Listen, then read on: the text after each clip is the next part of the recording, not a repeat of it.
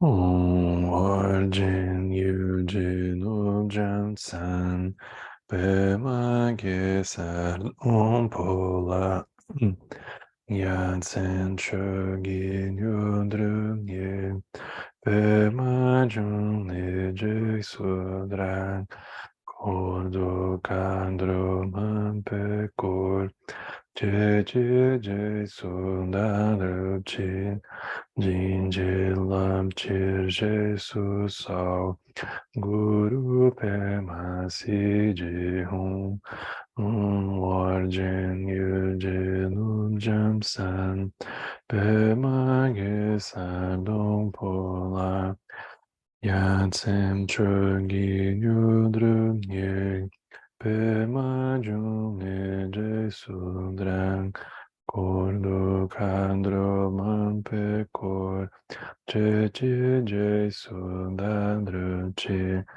Jinji Lam Chi Jesus Sao Guru Pema Si Ji Hum Warjen Yujin Ujjan San Pema Gesar Dong Pola Yatsen Chogi Nyodrum Nye Pema June Je Sudran Kordo Kandro Mampe Kor Che Che Je Sudandrum Chi Jinjin Lam Chi Je Su So Guru Pema Si Je Hum Sanje Chodan Sochi Chonan La Janchu Bardo Dangi Chamso Chi Dangi Jinso Jipe Sonan Chi Drola Pinche Sanje Dropa Sho Sanje Chodan Sochi Chonan La Janchu Bardo Dangi Chamsu Chi Dangi Jinsu Jipe Sonan Chi Drula Pinchir Sanje Drupacho Sanje Chodan Sochi Chonan La Janchu Badu Dangi Chamsu Chi Dangi Jinsu Jipe Sonan Chi Drula Pinchir Sanje Drupacho.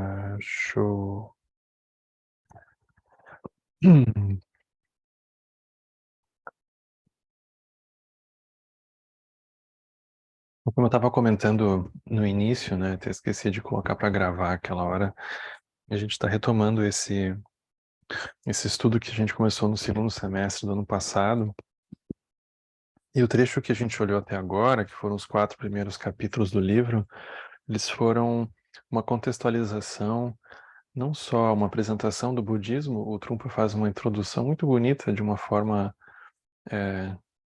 olhando para as questões, como ele vai reconhecer da cultura contemporânea, ainda que isso seja dos anos 70, esses ensinamentos aqui é super atual, porque é como se as bases elas permanecessem as mesmas, né?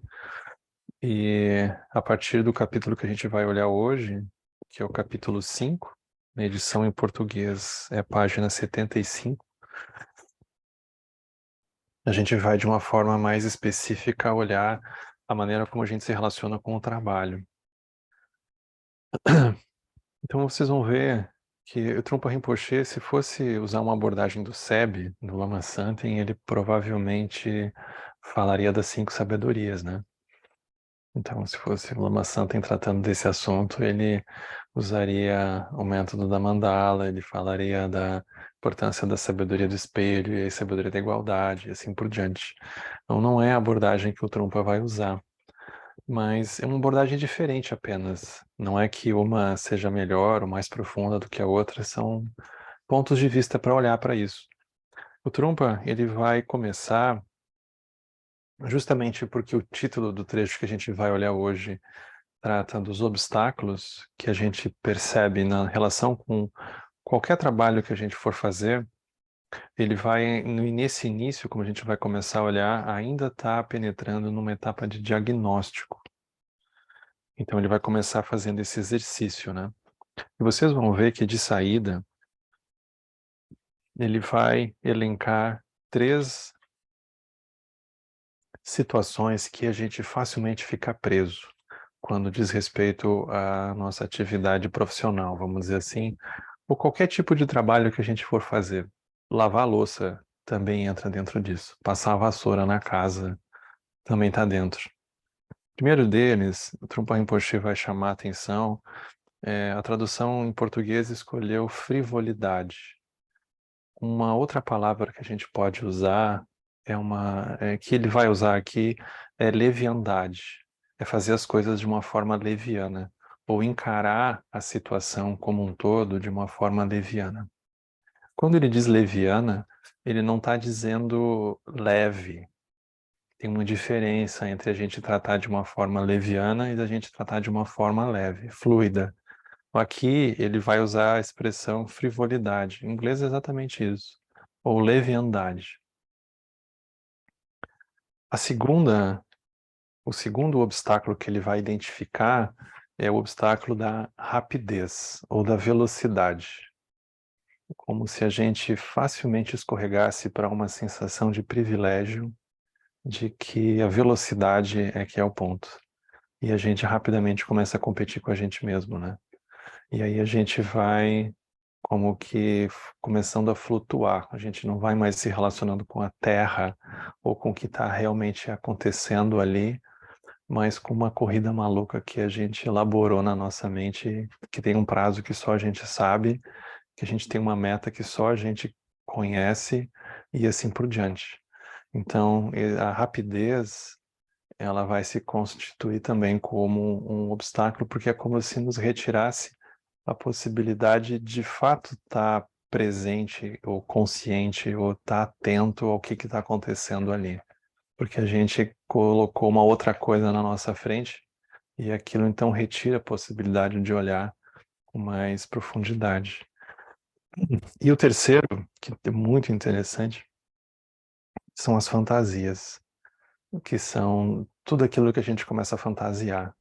Como seria bom isso? Como seria melhor se aquele outro? Ou como seria bom se isso aqui deixasse de acontecer? E aí a gente vai para um reino encantado que a gente pode morar lá dentro por muito tempo e simplesmente não encarar com os pés no chão o que está na nossa frente, né? Imaginando que algum dia aquilo que aparentemente está na nossa frente vai entrar dentro da fantasia aquela que a gente tem em algum lugar, né? Depois ele vai começar a apresentar um ponto que é um ponto completamente crucial, que é o fato de que a nossa relação com o trabalho ela vai ser um espelho maravilhoso para as nossas relações. Como se o ponto das relações fosse tão importante quanto o próprio trabalho. Porque o trabalho, ele vai, as relações, a atividade que a gente estiver fazendo, exercendo, ela inevitavelmente tem impacto não só em outras pessoas, mas com certeza tem pessoas envolvidas, tem pessoas que se aproximam da gente. Tem algum tipo de relação acontecendo ali, sejam com os colegas de trabalho, sejam com pessoas que nos pediram para fazer aquilo, sejam com as pessoas que a gente imagina que vão se beneficiar daquilo. Tem sempre relações acontecendo. E o grau de seriedade, o grau de dramaticidade que a gente trouxer vai influenciar as relações que a gente tiver ali dentro. Então, o local de trabalho ele é um laboratório perfeito para as nossas relações, para a gente olhar os nossos próprios karmas, né?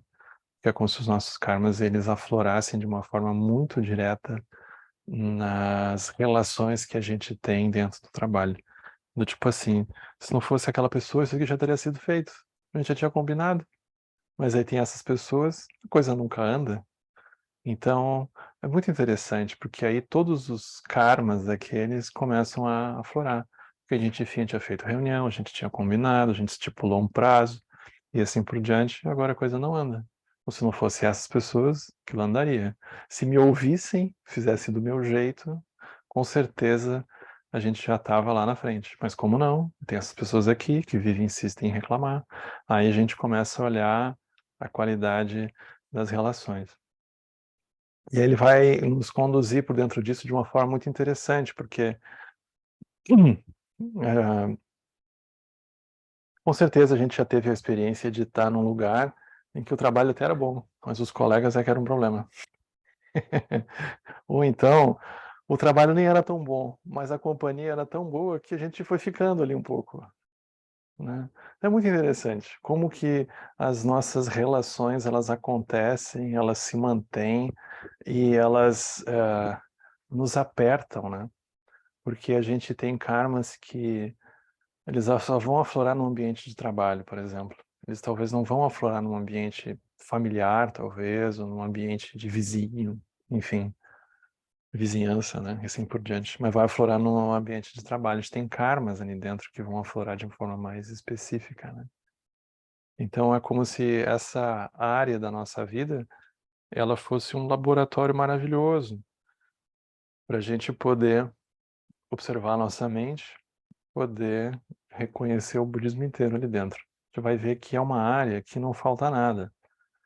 O Trungpa não vai esgotar esse assunto, até porque ele vai, na verdade, sugerir olhares, né. Ele vai aqui, especialmente nesse início, eh, produzir um diagnóstico. E mais adiante, nesse mesmo capítulo, ele vai, começar, e nos capítulos seguintes também, ele vai começar a oferecer sugestões de formas de olhar, formas de se relacionar com isso, né. Então a gente vai começar com, olhando dentro desses obstáculos, né, desses grandes diagnósticos aqui, como ele coloca, a questão que ele vai chamar de frivolidade ou de leviandade, né.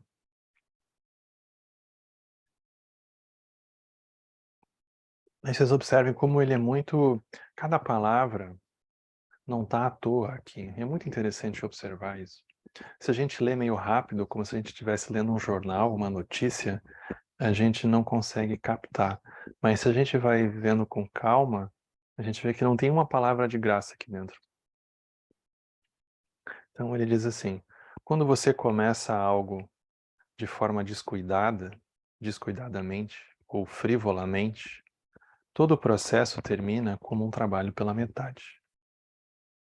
Então a gente tem um ranking interno de coisas que a gente considera dignas e coisas que a gente precisa, bom, isso aqui eu preciso fazer para me livrar logo, e a gente faz aquilo de um jeito um pouco descuidado, um pouco rápido às vezes, um pouco presente, e aí é bem provável que se a gente for, assim, passar o in metro ali, a gente não era aprovado, né. Antes de começar, se nós não abordarmos a situação corretamente, nós vamos entrar nela de uma forma leviana. Antes de começar, isso aqui é tornar o trabalho uma prática, né. A gente estabelece a motivação. Antes de começar. É interessante isso, né. Por isso que no zen, qualquer coisa é feita com uma dignidade que chega a ser um pouco chocante para nós. Eles vão lavar a louça, aquilo tem uma dignidade enorme, porque não é a louça, não é esfregar ou secar alguma coisa, mas é não fazer de forma, frívola, descuidada. Então ele abordar a questão corretamente.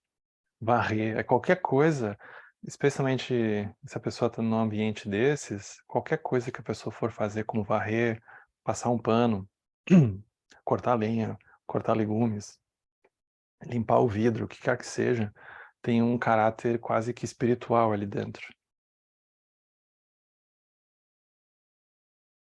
Aí, ao mesmo tempo, ele diz assim: eu não quero dizer, por outro lado, a gente pode falar assim, então que se deve ser solene com qualquer coisa que a gente venha fazer, mas sim ter respeito pela sacralidade, a sacralidade perpétua da situação em que se está. Isso aqui é super profundo, porque é como se ele estivesse se dando conta da dimensão espiritual profunda que a realidade possui o tempo todo. Mas é como se a gente abrisse uma possibilidade disso acontecer quando a gente estiver em retiro, ou quando a gente está num centro de Dharma. Aparentemente, tem uma série de tarefas do nosso cotidiano que elas não foram necessariamente dadas o nascimento para conseguirem serem vistas dessa forma, né? Porque elas estão num automático dentro de nós. mas aquela realidade na nossa frente, ela é tão sagrada quanto a realidade do chão do templo e do local que a gente vai fazer a prática e o altar está constituído e assim por diante, né? Tem uma sacralidade perpétua. Aí ele introduz uma noção que é mais interessante ainda. Ele diz assim: e essas situações, elas são sagradas pelo simples fato de que você se encontra dentro dela. Então, a gente vai lavar a louça, tem uma sacralidade envolvida, não tanto pela louça, que a gente até pode olhar assim, mas porque a gente está ali dentro. Isso é o que importa, né? A gente está ali. A gente vai varrer o chão, é a gente que está ali. Então, a gente está ali dentro. Então, quando a gente começa a colocar um ranking nas coisas que a gente está fazendo, a gente não é que a gente não está se medindo junto, mas a gente está dando uma ênfase excessiva para a atividade em si. Então a gente vai, pá, mas tirar pano daquilo ali, zero dignidade, né? Tirar aquela poeira, consertar aquele outra coisa. Então é como se a gente não desse o nascimento. Mas aqui ele volta a luz para a gente. Não importa o que a gente for fazer, a gente está ali dentro. Isso é o que está importando também. Aí ele continua nisso. Ele diz assim: as situações que você se encontra, não importa quais sejam, elas são parte das suas lembranças. Elas são parte da sua forma de se expressar. Se você ignorar a enorme oportunidade que essas situações lhe fornecem para expressar a sua verdadeira natureza, então toda a sua abordagem da vida se torna leviana. É como se ele estivesse dando um nascimento positivo, um nascimento elevado para as coisas banais que a gente faz, as coisas banais que a gente faz até mesmo no trabalho, porque elas dão uma oportunidade da gente poder expressar o que tem de mais profundo dentro da gente. E isso por si só já é estar recuperando um olhar elevado para aquilo que está acontecendo. Aí ele introduz uma noção aqui que é interessante, que é entre olhar de um jeito leviano ou frívolo, né, com um senso de humor genuíno. Então ele diz assim: pode haver uma confusão entre leviandade e senso de humor genuíno. Um verdadeiro senso de humor, sem leviandade, é um estado de confiança, destemor, porque você conhece a situação tal como ela é. Você mergulha nela e passa a fazer parte dela. Isso é o senso de humor genuíno. Então, é uma prática espiritual o senso de humor genuíno, porque a gente está completamente inteiro apreciando cada aresta, cada pedaço do que a gente estiver fazendo. Eu estou falando em faxina porque eu cheguei de viagem essa semana, eu ainda estou olhando porque ficou para trás o tempo que eu estava fora, né? Então, ainda estou com esse olho. Mas é ótimo de ver, né? Porque sempre tem uns cantinhos que a gente dá uma olhada que tem umas teias de aranha. Pensa, não tem problema. De fato, não tem um grande problema, mas aquilo a gente tem regiões que vão se acumulando que vão ficando numa área de indiferença, né? A gente tem áreas que a gente vai fazendo mais ou menos, assim, a gente passa uma vista grossa. No início a gente, quando começa, talvez até seja mais criterioso, mas depois de um tempo a gente dá uma passada assim, de, não, tá bom, bola para frente, tem outras coisas para fazer, e a gente vai. A gente não consegue, ele não está colocando aqui uma sensação de, então, solenidade, né? Como se tudo tivesse que ficar ritualizado ou profundo, né? Não é isso. Mas a gente está um pouco mais consciente, isso ajuda. Isso vai produzir o senso de humor genuíno. Uma vez que você sabe o que você está fazendo, isso se torna uma situação prazerosa. Ela não fica solene ou demasiadamente séria. Agora, quando a leviandade se manifesta, toda a área de confiança fica obscura, sendo substituída por uma fachada de impulsividade. Leviandade é como se fosse o falso leve. Falso leve assim, não, eu estou levando tudo de boa, tudo leve. Mas aquilo não é 100% verdadeiro. porque tem uma fachada de impulsividade. A gente diz isso, mas é como se tivesse uma ansiedade por detrás, assim, tem um pouco de uma afobação ali. Então é uma leviandade, mas ela é um pouco inquieta, e se apertar um pouco ela começa a ficar nervosa. Então ela é uma leviandade que não é, no fundo, é só meio de fachada, que é o que ele diz aqui, tem uma fachada de impulsividade. Em parte envergonhado, em parte inseguro, você se envolve com alguma coisa. Daí em diante, você se torna uma espécie de comediante amador tentando agradar a plateia. No fundo, a plateia é a gente mesmo também, né?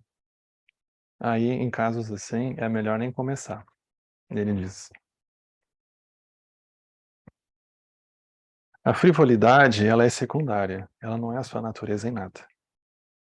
Seria difícil encontrar alguém que tenha desenvolvido toda a sua personalidade em torno de um comportamento leviano o tempo todo. Isso aqui é interessante. Todos temos um estilo digno, inato e sempre à nossa disposição. Quando o comportamento de uma pessoa se baseia na expressão de algo verdadeiro e humano, é sempre digno. Aqui ele está fazendo esse exercício de dar nascimento para as coisas banais automatizadas que a gente faz.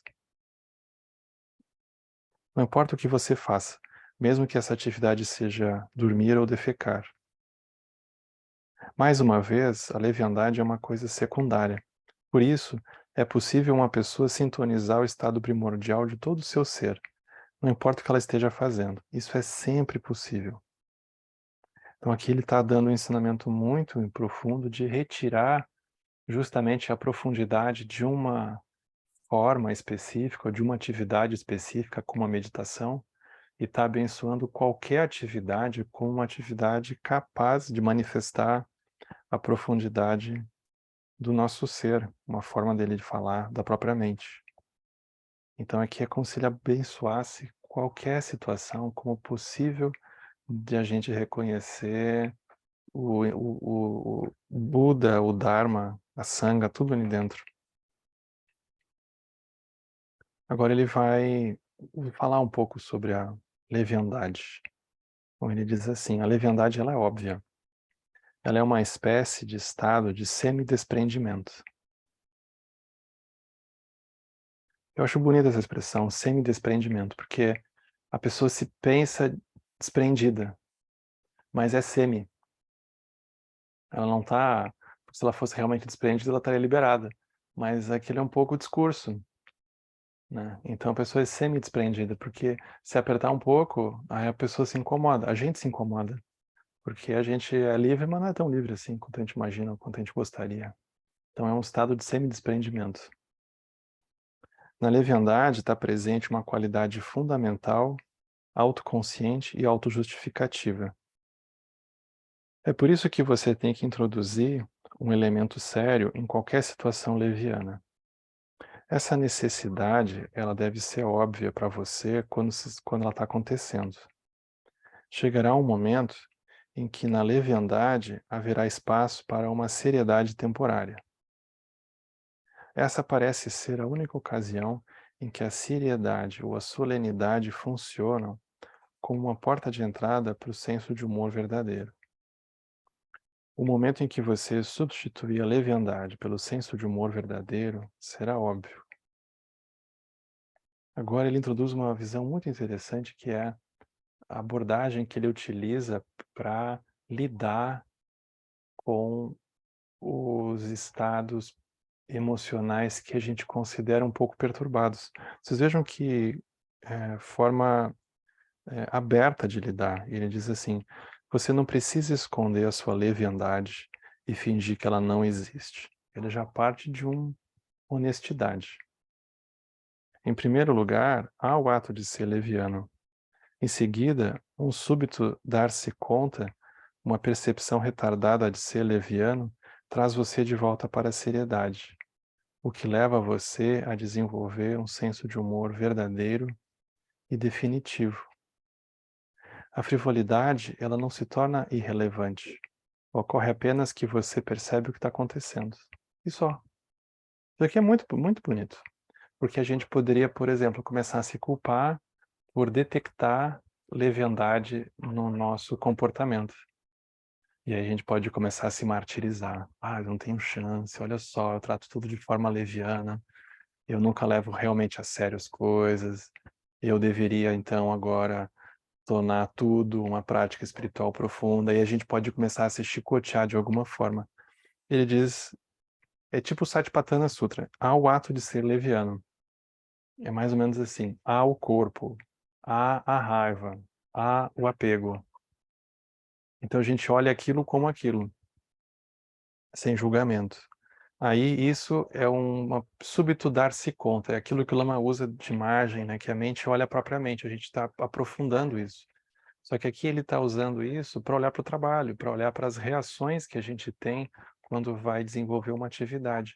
Mas o processo é o mesmo. A gente olha para alguma coisa e se descobre vendo a gente mesmo ali. É o mesmo processo que o Lama usa para descrever Rigpa, para descrever o Satipatthana Sutra, para descrever essa habilidade na mente ver a mente.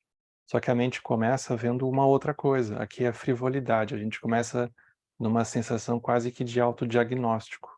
Só que esse diagnóstico é como se ele não tivesse como colar. Não tem um adesivo que a gente vai grudar. É simplesmente a gente reconhece. A gente apenas percebe o que está acontecendo. E isso, então, nos introduz uma dimensão já um pouco fora daquilo. Quando a frivolidade é percebida, ela é detectada, ao invés da gente indexar uma identidade de alguém que está fazendo isso, ela mesma pode se transformar numa outra coisa. A alternativa de tentar rejeitar completamente a frivolidade poderia conduzir uma atitude muito rígida. Então isso aqui que ele está dizendo, a gente não tem que rejeitar essas formas que a gente reconhece por dentro de nós. Não é sobre rejeitar completamente, porque isso é uma atitude muito rígida. Ah, ele usa um exemplo. Isso é como de pais muito ortodoxos que não permitem que os seus filhos se divirtam ou brinquem de modo algum. Tudo que é leviano, qualquer excitação que as crianças tentam expressar, isso é considerado alguma coisa imatura. E aí os pais tentam empurrar as crianças para um estado adulto, que termina por ser bastante negativo, porque elas não têm nenhuma chance de tomar consciência do estado leviano tal como ele é. Ou elas não têm a chance de realmente serem levianas, porque elas são crianças e elas devem brincar mesmo. Não tem que fazer outra coisa. Mas aí a gente fica muito crítico, o que não é o caso. Além disso, ele diz assim, que é esse ponto, a leviandade aparente ela poderia ser uma simples expressão de divertimento ou de espontaneidade. Não há razão para tentar suprimir a frivolidade, a leviandade, pois ela pode dar início a uma compreensão súbita da situação e conduzir a um senso de humor, que é a gente se vendo rígido e sério diante das coisas. E aí a gente começa a gerar um senso de humor. Olha só, que loucura, eu aqui sério com a louça, eu aqui sério com essa tabela, eu aqui, a gente começa a se ver. E isso vai, por isso está sendo visto, introduz possibilidade de circular um ar ali dentro. Concentrasse um pouco de óleo, que agora pudesse azeitar um pouco a situação toda. Isso é a primeira parte, que ele vai chamar de leviandade. Aí vem a segunda, que ela é muito presente, né? Muito presente, que é o que ele vai chamar de rapidez. Um outro obstáculo a ser trabalhado na nossa relação com o trabalho é a rapidez, que impede a pessoa de se relacionar com o trabalho verdadeiro. Então aqui tem que fazer um parênteses, né? Porque é como se o Trump estivesse falando de uma condição de trabalho ideal também, né? Em que às vezes a gente vai ser simplesmente esgoelado para entregar as coisas num tempo que é não humano, né? Então ele está aqui refletindo numa situação ideal que a gente poderia contemplar, né? Então tem contextos e contextos. Então, isso aqui, vocês imaginem, isso aqui tem mais ou menos uns 50 anos que ele falou, né? Então, ainda que houvesse velocidade naquela época, talvez não fosse tanta quanto a gente vai reconhecer hoje, né. Então, se a gente olha, por exemplo, para um ambiente acadêmico, o número de artigos que as pessoas tinham que entregar naquela época, eu acredito que eram bem menores do que tem hoje para entregar, e o número de congressos que eles eram obrigados a participar eram bem menores, né, era tudo, eh, aparentemente um pouco mais possível, né. Então essa lógica neoliberal, ela foi infiltrando por todas as áreas, e hoje é algo que é considerado quase uma virtude, né, a gente fazer o mais rápido possível. Então ele vai aprofundar essa noção de velocidade aqui, né. Então aqui ele vai dizer isso, né. Há com frequência um mal-entendido ou confusão entre realização e rapidez. Elas estão intimamente associadas. A verdadeira energia da realização tenta acompanhar os padrões daquele momento no trabalho, de modo que não se perca uma só polegada. Você está o tempo todo observando cada ângulo, cada detalhe do que está acontecendo. Portanto, o que você faz é muito eficiente. Isso é realização. A gente está presente, vendo, reconhecendo o que está acontecendo. Agora, no caso da rapidez, também existe uma tendência à realização, a realizar, só que sem uma relação com o que está acontecendo. Apenas o prazer de acelerar por acelerar. Então é como se o prazer de acelerar por acelerar tomasse a direção do movimento que a gente está fazendo. É isso aqui que ele introduz que é interessante. A gente migra para uma aceleração por aceleração.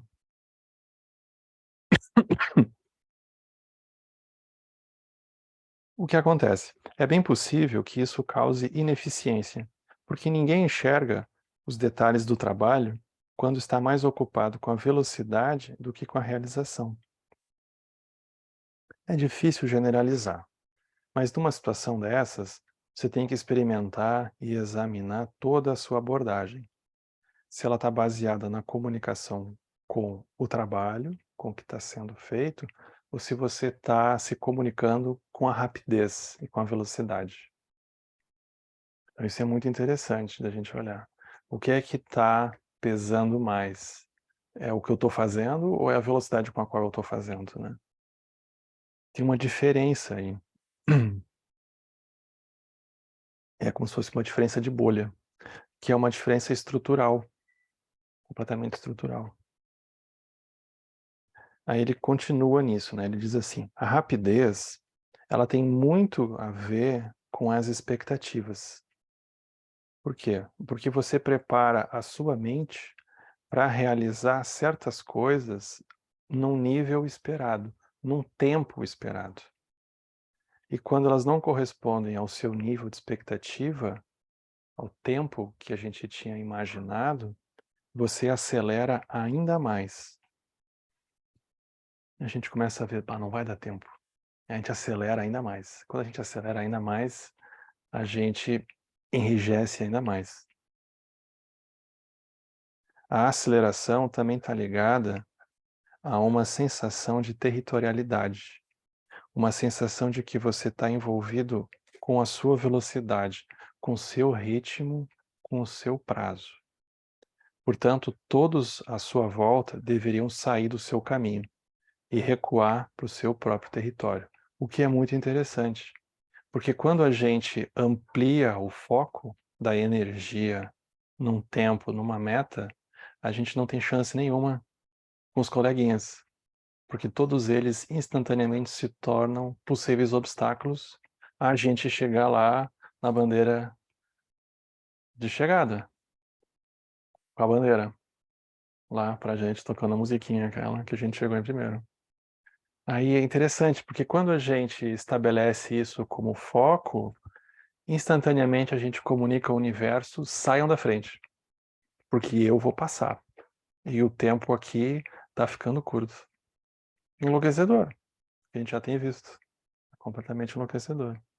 Então essa noção de territorialidade, ela é interessante, porque a noção de tempo, de prazo, ela introduz uma territorialidade.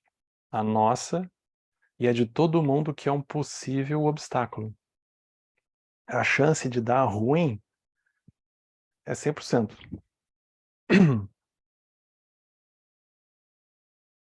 Aí vem o terceiro item, né, que ele começa, ele tá aqui pensando alto, né? É o que ele vai chamar de fantasias.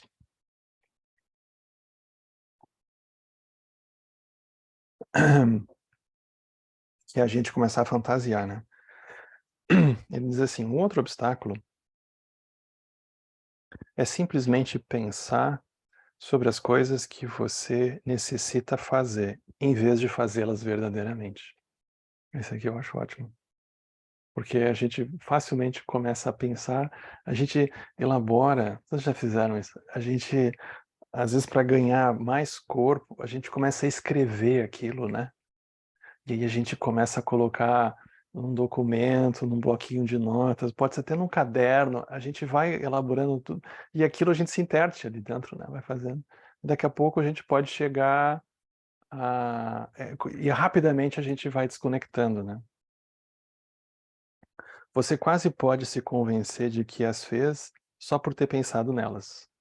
Ou porque a gente pensou que devia ter ligado para alguém e ter falado tal coisa, e a gente lembrou daquela pessoa, lembrou, mas eu não falei para você tal coisa? Então a gente entra nesse nível quase abstrato, né? Nesse caso, a alternativa é ser mais realista. Em algum ponto, como um budista praticante, você deverá praticar a visualização. No início, quando você fizer essa prática pela primeira vez, você talvez comece pelo lado errado. Você poderá se visualizar como um Buda já iluminado, enviando as suas emanações para ajudar outros seres sencientes e salvar eles, tornando-se na sua mente uma grande personalidade mundial. A gente fez uma grande ação compassiva, seja lá qual for, né? E a gente já se imagina como um bodhisattva, né? Sei lá, eu de que nível por ter feito alguma coisa. E a gente se torna, nas palavras do Trump, uma grande personalidade mundial. Só que quando você despertar do seu sonho acordado e retornar para sua prática, você vai se encontrar na mesma situação de antes, ou no mesmo lugar de quando você começou a viajar. De novo, vocês acham que interessante? Quando a gente começa a colocar energia nisso, a gente pode ficar excessivamente crítico. Então o Trumpa, ele vai equilibrando isso. Aí ele diz, olha, você não precisa considerar o processo de sonhar como necessariamente mal, como um obstáculo. Ele não está criticando. Ele está aqui nos fazendo a gente se dar conta. Ele não está dizendo que é para jogar fora isso, né? Mas você tem que compreender que não é suficientemente realista. A ação fala mais alto do que as palavras. Você deve ver as fantasias como simples padrões de pensamento.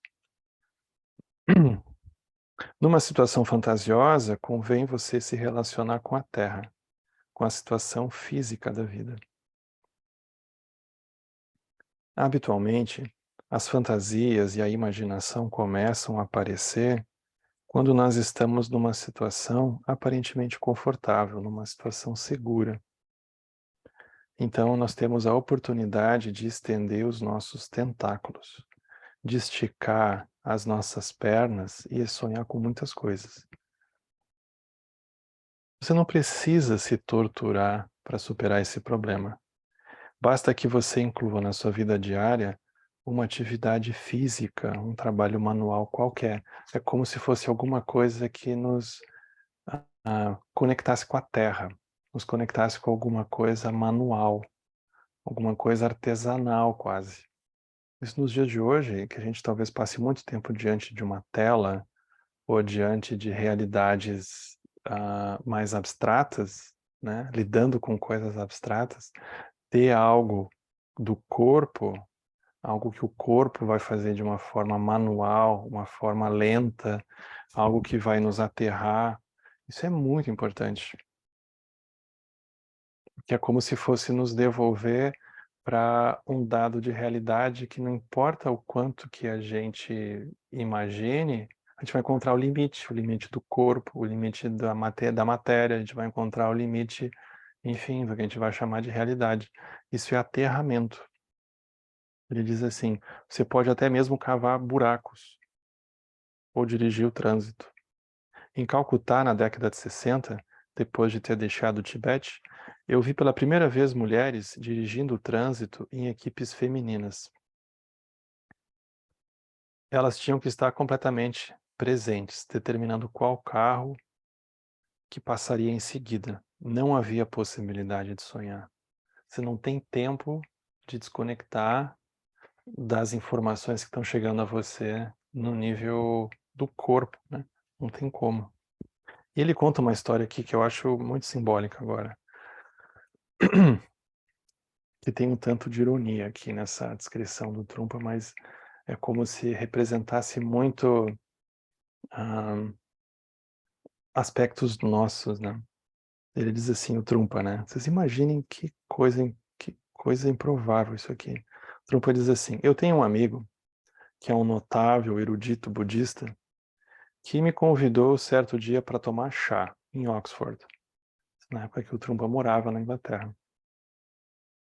Então eu fui à casa dele, e ele tinha encarregado uma outra amiga de fazer chá para nós dois. Ele provavelmente nem chá sabia fazer, mas ele era erudito. Aí a amiga essa fez o chá, depois ela colocou o bule, os bolinhos e todos os apetrechos sobre a mesa. Em seguida ela saiu, porque ela tinha que ir para algum outro lugar, e deixou o Trungpa com o erudito de Oxford lá, e o chá ainda por servir. Em seguida ela saiu. Então, quem teve de servir o chá para nós dois foi o meu amigo. Mas ele estava tremendo. Ele não conseguiu fazer do jeito correto. E aí ele derramou o chá na mesa toda. Ele era um grande pensador, pelo jeito. Eu acho ótima essa ironia aqui do Trungpa, né? Ele era um grande acadêmico, ele não sabia servir chá. Então ele navegava bem nos livros, é qualquer coisa assim que tu desse para ele segurar, ele não sabia nem segurar. Eu achei ótimo. Aí o Trungpa disse assim, bom, aí quando eu terminei a minha xícara de chá, ele hesitou em me oferecer outra. Vai que eu derrube de novo, né? Aí o Trungpa, mestre, né? Eu deixei que ele me servisse mais uma. Enquanto nós bebíamos, vocês vejam a loucura. Enquanto eles bebiam o tal chá, esse erudito fez uma longa preleção sobre como que os tibetanos enrolam as tancas, as pinturas tibetanas, e ele parecia ignorar completamente o fato de eu ser tibetano. Ainda mais um lama tibetano que, enfim, nasceu e está não sei quantas vidas fazendo justamente isso. Ele me mostrava, ou melhor, ele demonstrava, isso é o que os tibetanos fazem. Eles enrolam as tancas assim, isso é uma prática tibetana. Aí ele me explicou tudo a respeito. Isso é um exemplo do que acontece quando nós estamos desligados da Terra, ou alheios à situação. Eu achei essa história ótima, porque ela ilustra diferentes momentos ou diferentes faces que a gente pode se relacionar ou não se relacionar com o que de fato está ao nosso redor, né?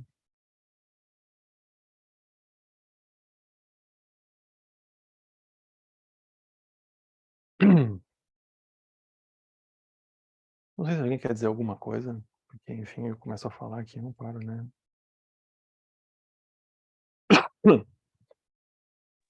Mas, por favor, gente. Henrique, Oi, Laura, por favor. essa parte da fantasia eu lembrei quando eu estava em retiro que a gente fazia as sessões de 3 horas de meditação, né? Aí todo Aham. mundo lá bem quietinho. Daí, de repente, depois de 3 horas, a gente fazia as preces finais, assim, né? E tá. Aí a Cibele, hoje eu limpei o altar. Eu fui lá em cima pedir paninho pra Denise. Aí eu lembrei que tava faltando gente. eu tirei tudo. Ou seja, então ela estava ali sentada, ela fez assim um monte de coisa. E eu achava maravilhoso, assim, que essa abertura que ela tinha de, depois de 3 horas de meditação, que estava todo mundo ali bem quietinho, ela, hoje eu fiz tal coisa, na minha cabeça, assim, né? Eu achava maravilhoso isso. E ela segue fazendo aqui. Segue fazendo.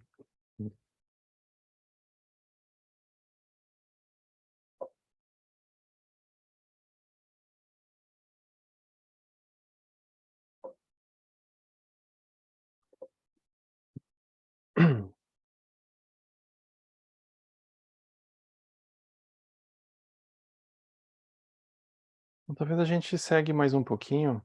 Ele tem um tema aqui que é um tema completamente imprescindível para a gente, que é como que o aspecto das relações acontecem quando a gente se propõe a fazer alguma coisa, né?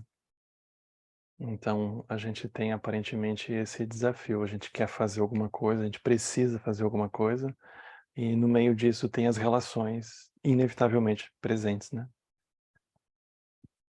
A gente quer atingir iluminação, mas aí tem os seres, a gente tem que trabalhar, mas tem os seres. Como fazer, né?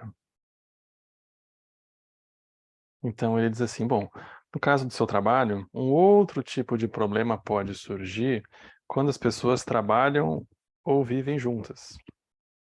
E elas estão em desacordo quanto ao modo de fazer determinada coisa. Aí mesmo que se façam reuniões de mandalas, reuniões de sonho, e as pessoas fiquem lá, e aí ouçam todo mundo, aí faz metabhavana, e aí aquela coisa toda não anda. Por exemplo, algumas pessoas talvez queiram que um lugar seja mantido limpo e em ordem.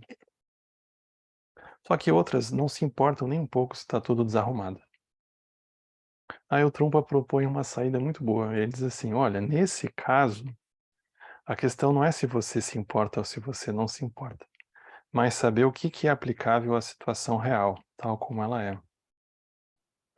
Conflitos desse tipo, eles podem ser uma tremenda oportunidade para a gente se dar conta de que a gente não pode se apegar aos nossos conceitos sobre a situação.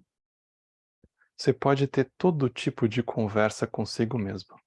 Olha, eu não me importo de viver num lugar desarrumado, mas ao mesmo tempo, talvez eu deva me esforçar para fazer algo a respeito disso. Talvez eu esteja ficando demasiadamente relaxado, em parte porque eu não quero limpar o lugar, em parte porque eu gosto de fazer bagunça. Tudo fica mais informal e espontâneo dessa maneira. Aí a gente começa a encontrar justificativas para a nossa bagunça. É mais espontâneo, é mais natural, menos rígido, né? Esse pessoal muito sério que mantém aquilo tudo exato, né? Que horror. Aqui é mais espontâneo. Então a gente pode encontrar todo tipo de justificativa astrológica possível para a gente fazer as coisas do jeito que a gente faz ou não fazer as coisas do jeito que aparentemente a gente deveria fazer, né? E sempre tem uns trânsitos acontecendo, e, enfim. Agora o Trumpa diz assim, a questão verdadeira é a seguinte, você está expressando o seu ponto de vista, a sua ideia específica, com a finalidade de contribuir com algo de bom para a situação ou não? A pessoa, ela precisa sair da sua zona de conforto, da sua situação confortável. Você tem que aprender a dar um passo a mais para frente, desenvolver uma visão panorâmica da situação inteira, de toda a comunidade, de todo o grupo de pessoas. Você deve tentar trabalhar de acordo com essa visão, em vez de simplesmente se fixar à sua perspectiva. A sua visão é uma, a visão deles é outra. Portanto, não há convergência. Mas os outros podem alterar o ponto de vista deles, tanto quanto você pode alterar o seu. Se eles não o fizerem, dê você o exemplo, adotando o ponto de vista aéreo, da visão geral da situação. Então, pode nascer da convergência de dois pontos de vista acerca de uma mesma situação. Algo pode nascer da convergência dos pontos de vista. A gente vai perceber que, em muitos casos, quando a gente encontra oposição, não é que a pessoa, ela de fato está se opondo a nós, é porque ela simplesmente não se sente ouvida. Então, a forma dela ser ouvida é ela trancar, mas ela quer ser ouvida muitas vezes. Aí, quando a pessoa fala, ela diz: "Não, no fundo nem me importa se vocês vão para cá, se vão para lá, eu queria falar, agora que eu falei". Aí a pessoa se sente fazendo parte, ela desarma. Isso é muito interessante. Mas isso é uma habilidade quase diplomática da gente de perceber se não é esse o caso que está acontecendo ali, né. Se a gente chega com um estatuto pronto, com prazos muito definidos, a pessoa vai se sentir um pouco esmagada ali dentro, né. Por exemplo, diz o Trumpa, de fato, você poderia dizer a uma pessoa dogmaticamente empenhada em manter a casa completamente absoluta e limpa que essa preocupação não é muito sadia. Eu só lembro da minha época de faculdade que eu morava numa república, vocês imaginem, né? Porque aí você tinha diferentes pessoas ali, especialmente nos finais de semana, mais ainda, né? Tentando manter um banheiro, uma cozinha que não que não afundasse, né? É muito legal morar em república, porque cada um tem uma ideia mais criativa que a outra. Então, por exemplo, a gente pode dizer para uma pessoa empenhada em manter a casa completa e absolutamente limpa, que essa preocupação não é muito sadia. E aí a pessoa, ela pode retrucar para nós, dizer que a gente está nesse lugar, que o nosso estilo bagunçado também não é. Aí você reconheceria, tudo bem, é verdade, ambas as situações não são muito sadias. Então vamos encontrar um novo terreno comum para poder resolver o assunto. Isso não chega a ser um compromisso, no sentido de encontrar um único e feliz meio termo, mas é se dar conta de que há uma grande probabilidade de se relacionar um com o outro. Quando a relação entre duas pessoas ela é absolutamente simples e direta, é possível alcançar tal entendimento. Se ela é direta, papo reto, é o melhor cenário. Agora, se a relação implica problemas mais fundamentais, se a outra pessoa faz objeções ao seu comportamento, ao seu estilo, com base em outros aspectos sutis da relação, então você vai ter que levar em conta também essas sutilezas. Você não pode simplesmente agir de uma forma estúpida ou simplória. Isso não seria criativo, nem honesto. Em muitas situações, as pessoas sabem que existem conflitos sutis em sua relação mútua. No fundo, talvez nem seja sobre a louça. A louça é a última coisa que realmente está importando ali. Não é porque o lixo não saiu do lugar que ele deveria ter saído, ele não saiu. E porque isso e aquele outro, né? Aquele negócio que mofou na geladeira e assim por diante. No fundo, nem é sobre isso. Aquilo é a ponta do iceberg de uma coisa muito mais complexa acontecendo. É isso que ele está dizendo. A questão é a pacificação das relações. Depois é a faxina. O ideal, a gente faz a faxina, mas lembra que a faxina mesmo é nas relações. No bom sentido, né? De purificar.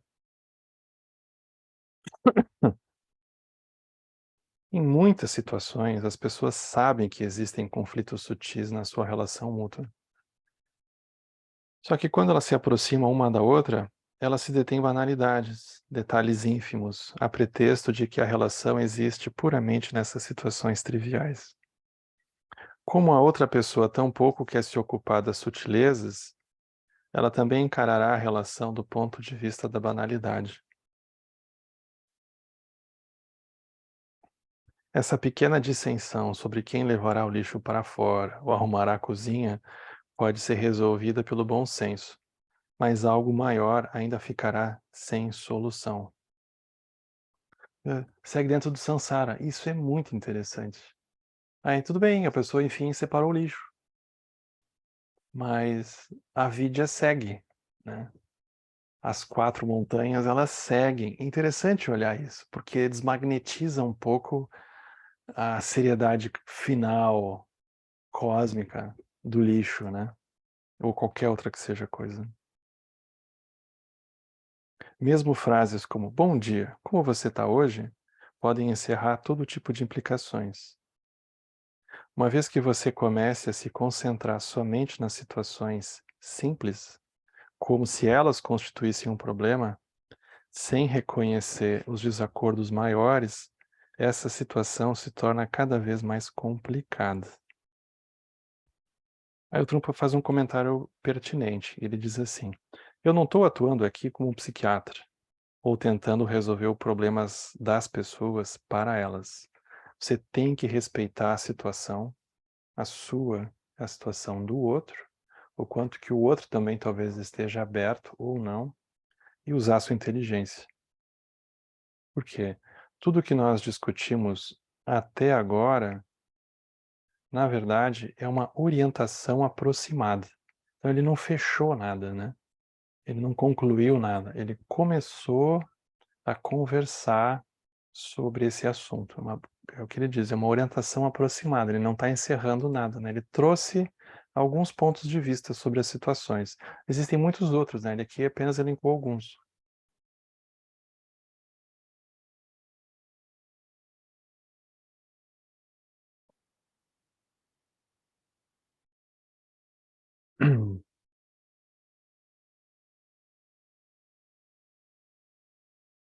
A gente vai olhar agora o último trecho de hoje, né? A gente também não estender muito, né? Para a gente poder conversar também um pouco, né? Então, uma outra coisa que ele aqui está pensando alto com a gente, né? Ele diz assim: às vezes as pessoas tentam examinar o conflito que estiver acontecendo a partir de algum ponto de vista da consciência universal. Que diabo é isso, né? Aí ele diz assim: olha, você pode dizer a si mesmo que os seus problemas são os problemas de todas as pessoas e que a sua felicidade é a felicidade de todos. Na verdade, quando você pensa no assunto dessa maneira, o problema ou o compromisso, ele deixa de ser universal e ele se torna muito pessoal. É como se a gente, nesse lugar, a gente quer ser ouvido, a gente quer ser reconhecido, a gente quer ser visto, né? Por outro lado, eu tenho certeza de que o problema de todos é um problema de todos. O prazer também é um problema de todos. Mas essa abordagem dos problemas faz com que, na realidade, eles fiquem mais difíceis de ser resolvidos. Porque é como se a gente perdesse um pouco a escala, né? A gente começa a pensar, "Bah, vai esquentar, vai derreter os polos, o oceano vai subir." É muito grande, né? É muito grande. A gente sente ali com o nosso barquinho, não temos chance diante desse tsunami, né? Então, esses diagnósticos, eles são importantes, mas provavelmente numa escala pessoal de engajamento, ele nos deixe sem escala direito, né, de como fazer. Então ele diz, pode parecer mais fácil entender as coisas dessa maneira. Agora, falando em termos práticos, como é que nós vamos pôr o nosso entendimento em ação? Então a gente tem que encontrar alguém, uma pessoa que dê o primeiro passo. Não todo mundo. Alguém tem que começar, é isso que ele está dizendo, né? No caso, quem tiver essa iniciativa. Alguém tem que dar o primeiro passo. Não é que todo mundo vai dar o primeiro passo junto, mas alguém tem que dar. Como dissemos antes, os atos falam mais alto que as palavras. A pessoa tem que dar o primeiro passo. Todos não podem agir ao mesmo tempo, só porque o problema ele é universal. O problema inteiro deve ser reduzido por alguém a um único ponto de partida. Alguém encontra um ponto de partida, uma determinada pessoa. Seria muito difícil dividir as tarefas de maneira que todos pudessem fazer o mesmo simultaneamente. com todos tentando passar o sal ao mesmo tempo. Sob o ponto de vista prático, é impossível. Então aqui ele dá um pouco um banho de realidade, né? Que às vezes a gente pode estar olhando numa escala muito ampla, perdendo o pé para a escala local, que às vezes é um pouco a forma cultural nossa de olhar, né? A gente fala da violência, mas não fala da violência que a gente exerce nas nossas relações, né? A gente tem um pouco uma cegueira com relação a gente se enxergar dentro dos diagnósticos que a gente mesmo faz, ou reconhece, ou levanta a bandeira, né? Então, o exercício do budismo sempre é trazer para, bom, mas nós estamos aqui e agora, né? Sem perder essa visão estrutural, né? Esse exercício é bem interessante. Então, com relação ao texto, acho que a gente para por aqui, até por conta da gente poder ter um tempinho para conversar e poder na semana que vem aprofundar outros temas. Esse próprio subcapítulo, né, que ele traz aqui, isso por si só já é um tema super grande, né? Que é como que a gente divide as coisas em boas e más, né? Em certo e errado. E como que isso infiltra por dentro da relação que a gente tem com o trabalho, com a vida toda, né? Mas a gente deixa para a próxima.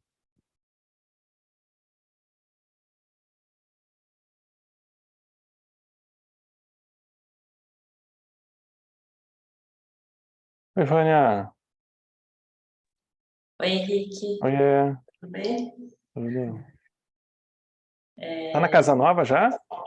Eu não tô morando aqui ainda, mas eu tô aqui já. Já tá bem Eu montei sonhadora. montei a minha sala de meditação. Deixa eu ver se eu consigo mostrar. Ah, eu tô no celular, acho que eu não vou conseguir. Mas peraí, eu Não vou te sei colocar fazer aqui isso. de... Peraí, deixa eu fazer um negócio aqui, peraí. Ah, montei. Ah, Meu que tá. legal. Bonitinho. É, aí aqui tá Uhum. lá pra fora. Tem uma porta com janela, Bastante verde, que legal. bastante verde. Agora deixa eu ver como é que eu volto aqui. Aí. Pronto. É, é o que está mais organizado aqui ainda, é a sala. É, eu não participei desse estudo, né, no ano passado, Uhum. né, tô começando agora. Domingo, para mim, é um dia meio familiar, assim, às vezes eu não consigo. Mas, enfim, então, começando hoje, né, estou pegando esse estudo aí, bem interessante para mim, ele Ele me diz bastante mesmo sobre como eu me sinto, que é bem isso que eu estou para trás, né? E o que eu percebo é que a linha é uma linha muito tênue entre eu não ser leviano e eu dar uma seriedade demais ao que eu estou Uhum. fazendo. Isso nas tarefas cotidianas. Eu não trabalho fora já faz muitos anos, então eu não tenho muito essa experiência do trabalho, né, que é profissional, assim. Então, meu trabalho é sempre no cotidiano, é em casa, é nas tarefas que eu me disponho a ajudar, colaborar, enfim.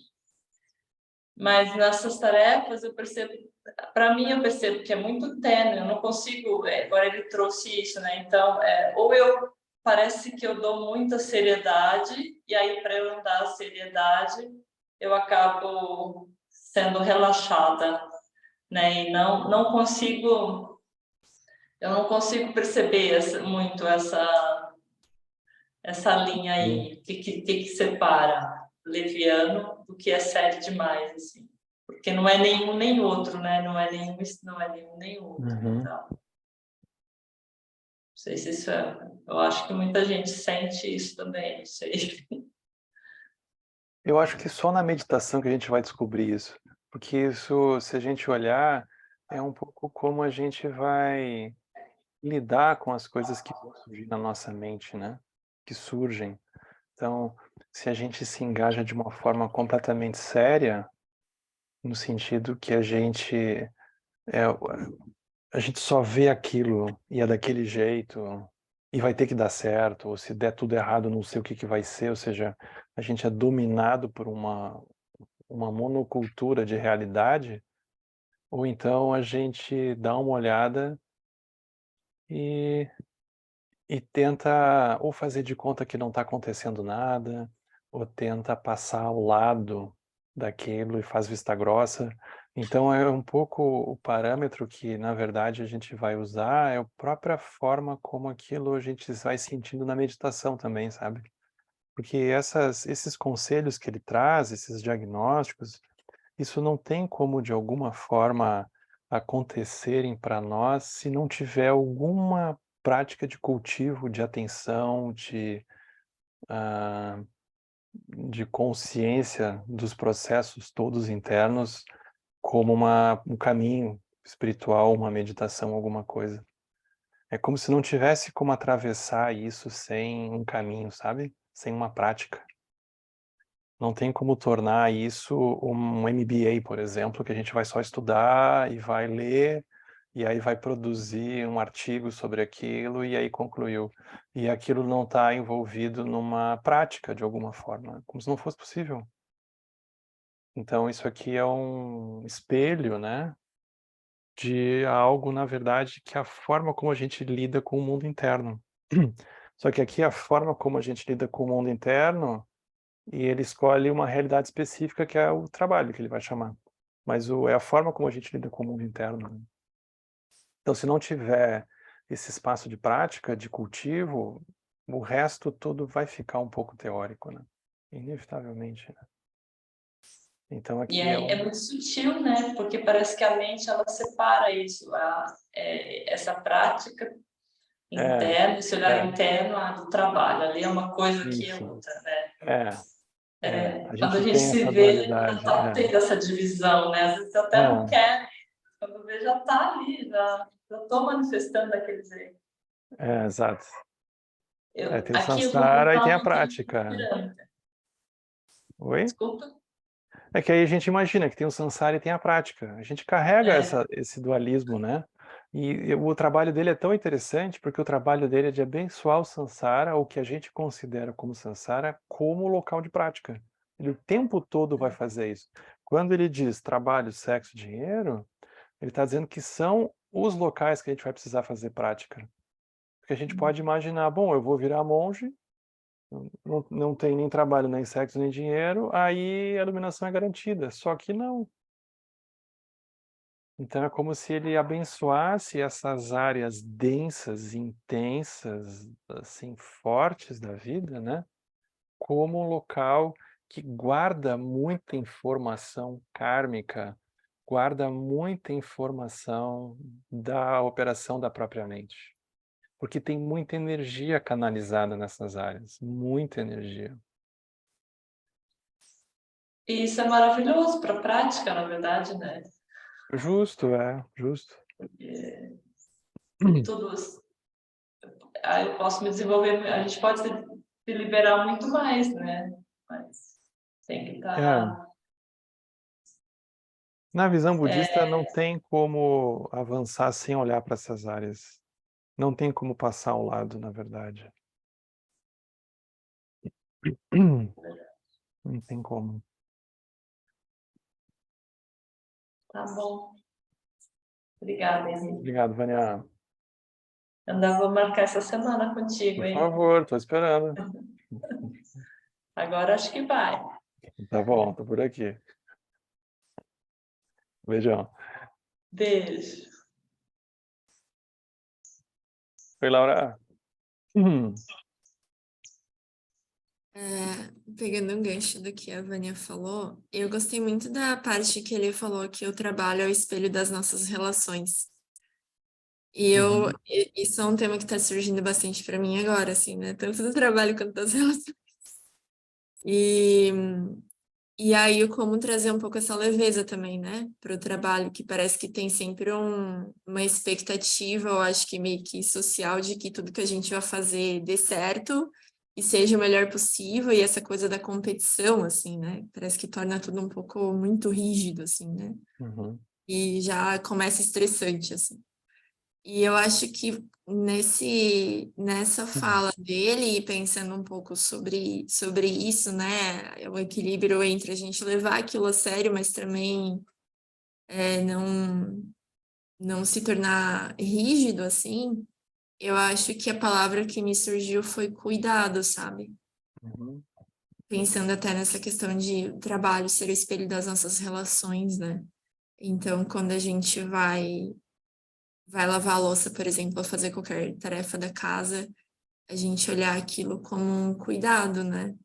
E Uhum. não como simplesmente um fardo, assim, né? Algo que, que saco, agora eu tenho que fazer isso, mas como uma oportunidade, talvez, de criar algo bonito para as pessoas, assim. Uhum. Uhum. É, eu também acho. Eu acho que a energia de Chenrezig para o mundo, ela às vezes ajuda mais do que a energia de Manjushri. Porque a energia de Manjushri, ela é real, mas é como se ela não ajudasse a estruturar alguma coisa, ela só corta, né? Então, é aquela velha questão, né? Ou seja, se a gente criticar o sistema capitalista resolvesse, a gente soma o tanto de crítica que já foi feito, já teria resolvido. Mas a crítica, ela não tem o poder de alterar a experiência da realidade. Mas se a gente usa uma abordagem que não abandona isso, uma visão crítica, mas ela introduz uma visão de cuidado, como o Chenrezig, aí tem uma energia que nos alimenta, né? Porque a energia do cuidado, ela alimenta. A energia do Bodhisattva, né?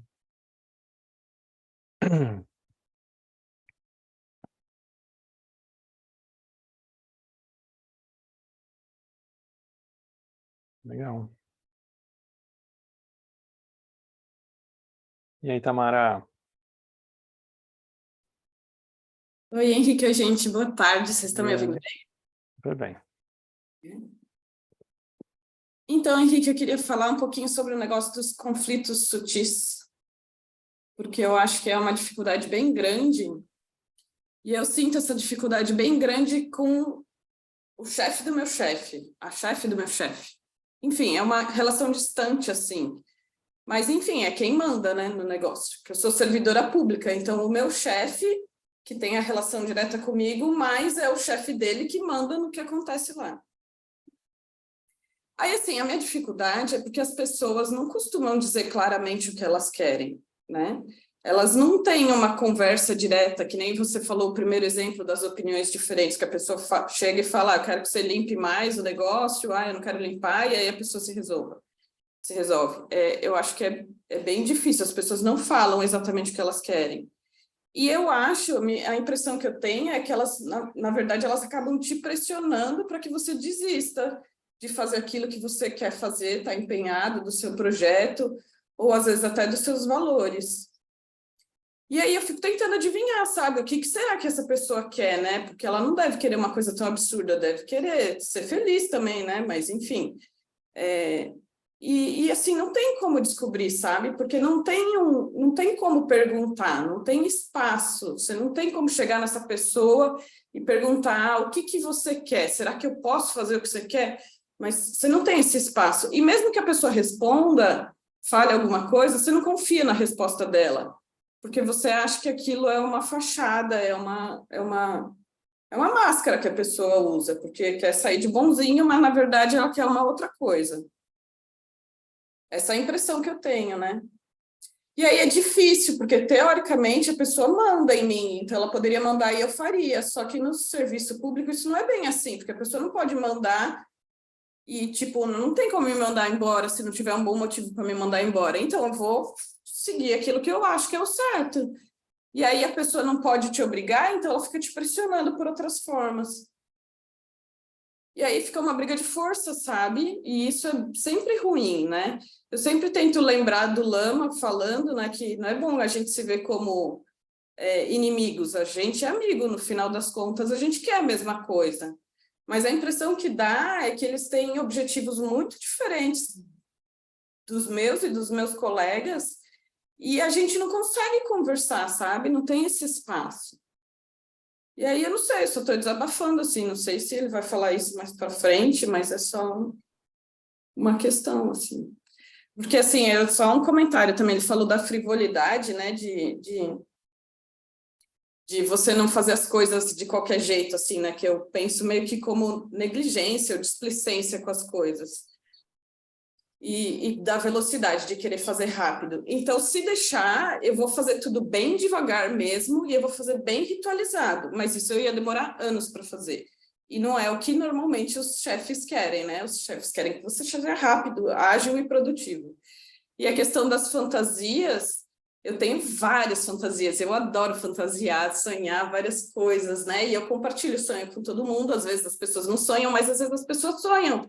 E aí são mais pessoas sonhando, e às vezes a impressão que dá é que os chefes não gostam que a gente sonhe, eles querem que a gente faça o básico, seja produtivo e não sonhe nada, só faz o que manda, né? É isso. Tá certo, é justo, eu acho justo. É que os locais de poder, eles estão mais próximos dos semideuses, né? E os locais dos semideuses, eles não são locais que as pessoas vão se permitir sonhar. Sonhar já é uma habilidade mais próxima do reino dos deuses, né? Então, os deuses é como se eles não tivessem, assim, tão presos a, ao ambiente competitivo. Aquilo já não importa muito para eles, porque eles são deuses por serem quem eles são. Mas os semideuses não, os semideuses eles estão num ambiente que é um ambiente, não vou dizer necessariamente que todos estejam necessariamente num ambiente de guerra, mas eles estão dentro de um ambiente em que eles mesmos são pressionados e cobrados em alguns níveis também, né? E aquilo vai acontecendo. Então, eu acho que uma coisa que pode ajudar a aliviar é a gente olhar isso assim nessa perspectiva impessoal, sabe? Em que aquilo está dentro de uma estrutura, quando a gente vai olhando dentro da roda da vida, a gente vai localizando aquilo um pouco sem solução. Então, isso não para nos desanimar, mas é como se a gente relaxasse um pouco uma cobrança que tivesse na dependência de alguém, mas aquilo está um pouco no lugar que a pessoa está. E aquele lugar que a pessoa está não permite ela mesma fazer, talvez, muitas coisas. Ela mesma não tem isso, aquele lugar não foi feito, né? Quando a gente vê alguns materiais de crítica aos processos soviéticos, que eu acho super interessante, aquilo era uma burocracia mais ou menos feita para não funcionar. Então, tu precisava manter as pessoas empregadas, e tu precisava manter as pessoas ali, e aquilo não parecia que tivesse uma lucidez assim ali dentro, né? Mas aí se a gente pensa o oposto talvez também não seja o caso, porque o oposto talvez seja tão adoecedor quanto de deixar então as pessoas numa coisa assim, livre mercado, individualista, né? Também não vai funcionar direito, né? Então é como se a gente precisasse fazer um processo que ele começa com uma cura interna nossa, da gente com a gente mesmo, das nossas relações, e isso vai penetrando uma coisa desse tipo, né? Eu te enrolei aqui, porque não tem muito como resolver essa parte, né? Mas obrigada, já ajudou. É bom desabafar.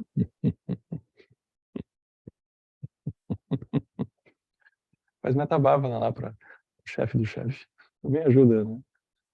Vou tentar. Eu tenho feito, assim, né? Não, eu não sei se é exatamente uma betabávana, mas eu rezo, sim, sempre para a tropa, né? Porque nunca é um sozinho, é Sim, uma a galera. tropa é uma boa definição. Mas ai, sei lá, sabe? Às vezes a gente acaba levando para outro lado. Mas tudo É, bem, a gente está tentando. foi Laura. Henrique, me surgiu com essa fala uma pergunta rapidinha. Quando você fala que o pensamento de que o samsara não tem jeito, ele relaxa a gente. Eu lembro que a primeira vez que você me falou isso, eu entrei em total e completo desespero, assim, então não me relaxou nem um pouco. Sim. Mas daí, em algum momento, eu ouvi que todos os seres no fim já estão liberados. Uhum. E aí eu comecei a juntar os dois pensamentos. E daí os dois pensamentos juntos me ajudaram a relaxar um pouco. Aí eu queria Uhum. saber se isso está certo. Sim, mas ao mesmo tempo, quando a gente olha essa imagem que o Sansara não tem jeito, é como se essa informação, ela na verdade estivesse de alguma forma nos ajudando a desidratar dentro de nós um impulso de que vai ter algum movimento externo que a gente faça, que enfim vai fazer chegar lá. Então a gente carrega isso, porque como a gente lida com formas, com aparências, com, com tudo que a gente reconhece como sendo dual, separado, eu estando aqui, estando lá, a gente inevitavelmente está envolvido numa experiência kármica de produzir ação e reação, de originação dependente. A gente está dentro disso. E isso guarda dentro de nós uma... É como se fosse uma esperança de equilíbrio em algum momento, por algum movimento que a gente pudesse fazer. Ou de perspectiva de um melhoramento que a gente possa obter que seja final, né? E não vai rolar. Então a gente vai perceber que é uma coisa que tem que olhar mais para dentro, né? Que é o que ele está fazendo o tempo inteiro aqui, né? Olhando mais para dentro, mais para dentro. Porque tem uma perspectiva que ela é como se fosse autoritária, que é uma coisa meio escondida às vezes, mas quando a gente imagina um mundo ideal, a gente não consultou os outros para ver se eles estão achando aquilo ideal mesmo. Então, se a gente realmente correr para pôr em prática, aquilo o outro talvez ache um pouco violento da nossa parte sobre ele, né? Porque ele talvez tenha uma outra imagem do que ele vai aspirar como um mundo para cá ou para lá, né? Então, é como se isso inevitavelmente dialogasse com alguns autoritarismos nossos, né? O que é interessante de perceber. Por isso que a perspectiva ela é de ampliar a visão e não de um movimento causal que a gente vai fazer. Porque do contrário, ele sempre vai ser um pouco autoritário, né? Aí a gente pode pensar, então tá, então a anarquia é uma forma de organização. Aquilo também pode ser violento, porque o outro talvez não tá afim. Ele diz, eu sou autoritário e ninguém me tira daqui. Então tá bom. Então, cada caso é um caso, a gente vai ter que ir lidando, né? Isso é uma coisa interessante, o buraco é bem baixo. Então a conversa toda, ela nos devolve para uma dimensão interna nossa, de ver como é que a gente está enxergando, como é que o outro está enxergando. No fundo é sobre isso, né?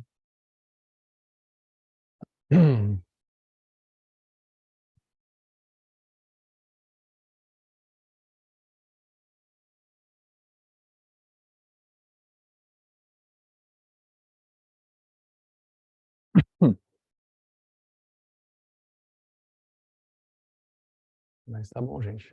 Acho que é isso. Então, a gente se vê nessa semana, na verdade, né? Na quarta a gente já tem encontro de novo. E semana que vem a gente continua. Então, Henrique, a Eva tá aí do seu lado? ela tá aqui na minha frente. Ah, senão eu ia falar para você mostrar ela pra gente. Ó, se tem um ser que realmente é independente, é ela. Porque eu não me arrisco. Deixa eu ver, ela tá ali, ó. Não sei se vocês conseguem enxergar ela. Olha ela ali, ó. Isso no tempo dela. Se eu chegar perto, ela morde, me arranha e vaza. Aí eu fico ali, daqui a pouco ela vem. Mas o tempo é ela que controla, não sou eu não.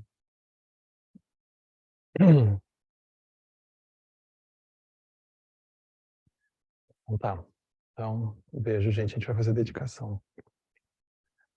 Que os méritos deste encontro se expandam e toquem a todos. Que o Mestre Universal da Paz e da Compaixão, Sua Santidade o Dalai Lama, juntamente com todos os mestres de todas as tradições que veiculam essa mensagem, tenham longa vida. Todos estejam a salvo de gerar pensamentos negativos, o obstáculo mais destrutivo. Que esses pensamentos nunca surjam em nossa mente e que todos os seres também estejam livres de pensamentos negativos. Quem Lopcho Sun Ring Luche Zan Ning Sa Sun Cha Par Pel Dru Ju Cho Su Nam Wadan Midra Du Sung Ge De Shu